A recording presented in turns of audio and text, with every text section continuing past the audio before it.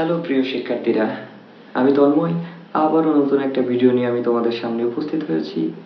আমি বিগত ক্লাসে নোবেল পুরস্কার সম্পর্কে তোমাদের সঙ্গে আলোচনা করেছিলাম। নোবেল পুরস্কার সম্পর্কে আলোচনা করতে করতে বেশ কিছু বিষয় উঠে এসেছিল এবং সেগুলো কিঞ্চিত পরিমাণে আলোচনা করেছিলাম। তার ভিতরে একটা ছিল ডিনামাইট। আমার আজকের যে আলোচ্য বিষয় হচ্ছে ডিনামাইট।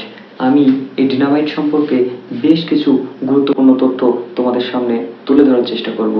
তথ্যগুলো তুলে ধরার আগে আমি তোমাদেরকে একটু জানিয়ে দিতে চাই, তোমরা তোমাদের যে পরিচিত জন আছে ভিডিওটি শেয়ারের মাধ্যমে বা কমেন্ট বক্সে মেনশন করে তাদেরকে জানতে সাহায্য করো। যাওয়া যাক, আমার আজকের বিষয় ডিনামাইট সম্পর্কে আলোচনা করা যাক। ডিনামাইট ডিনামাইট কিভাবে এলো, কে আবিষ্কার করলো, ডিনামাইটের বৈশিষ্ট্য কি এবং ডিনামাইটের ব্যবহার সম্পর্কে আমরা আজকে আলোচনা করব। তো